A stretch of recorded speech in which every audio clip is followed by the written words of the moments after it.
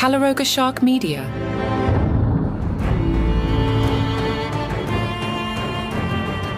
Hey there, basement dwellers. It's your host, Journey Joe Mitchell, back with another deep dive into the world of Westeros. Today, we're unpacking Episode 3 of House of the Dragon's second season, and boy, do we have a lot to discuss. Grab your favorite Westerosi-inspired snack because we're in for a long one. First off, let's talk about the theme of isolation that permeates this episode. It seems like everyone's feeling a bit lonely these days. Daymon's off conquering Harrenhal solo, and even Alicent's feeling disconnected from her own children. It's like a Targaryen group therapy session, but instead of sharing their feelings, they're just brooding in separate corners of the realm. Speaking of Daymon, what's up with that creepy vision he has at Harrenhal? We get a cameo from Millie Alcock as young Rhaenyra, which is cool, but also super disturbing. And that mysterious woman telling him he'll die there? Talk about ominous foreshadowing. Matt Smith continues to kill it with his portrayal of Daymon's inner turmoil. I'm loving how they're showing us a more vulnerable side to this usually cocky character. Let's break down Daymon's Harrenhal adventure a bit more. First off, the ease with which he takes the castle is both impressive and a little concerning. And that dinner scene with Simon Strong pure gold. Daymon's paranoia about poisoned peas is both hilarious and telling. It's clear he's not as confident as he wants everyone to think. Meanwhile, in King's Landing, Aegon's still, well, being Aegon. He's handing out Kingsguard positions like they're party favors and spending his nights carousing in brothels. But we do get an interesting scene with Aemon that shows a more vulnerable side to the usually stoic prince. It's almost enough to make you feel bad for the guy. Almost.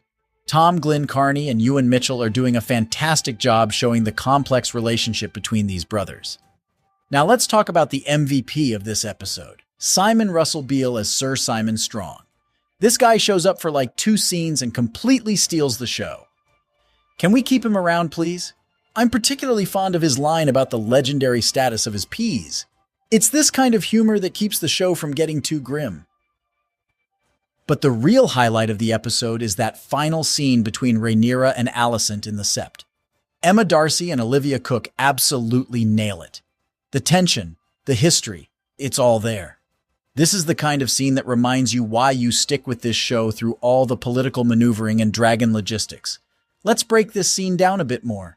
The way Rhaenyra sneaks into King's Landing is both clever and a bit far-fetched. I mean, where's the security? But once we get past that, the interaction between these two former friends is electric. The moment when Alicent realizes her mistake about Viserys's last words is heartbreaking. You can see the wheels turning in her head as she processes this information, but then she doubles down on her position, and you just know this war is inevitable now. Speaking of dragons, we get some interesting tidbits about dragon eggs this episode. Could these be the same eggs that eventually make their way to Daenerys? It's a fun bit of potential foreshadowing for you book readers out there. And let's not forget about Sea Smoke, Laener's old dragon. Mysaria suggests he might be lonely. Are we about to see some dragon-on-dragon action soon? Now, I've got to address the elephant in the room, or should I say, the lack of elephants in the room. Some folks have been complaining that this season is all talk and no action. And yeah, we haven't had any major battles yet. But personally, I'm loving the slow burn. It's all building to something big, and these character moments are what make the eventual payoff so satisfying.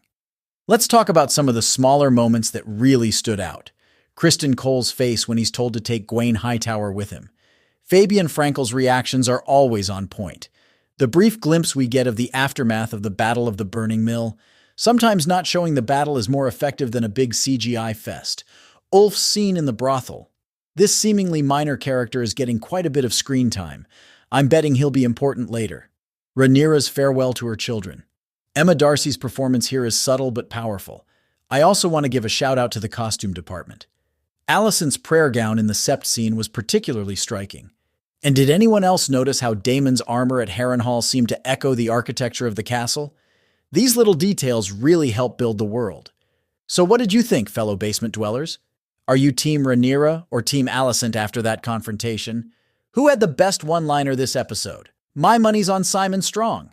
And seriously, how many more creepy visions can we expect before someone actually dies at Harrenhal? Until next time, keep your dragons well-fed, your families dysfunction-free, and your basements full of lively TV discussions. This is Journey Joe, signing off from the depths of the TV dungeon.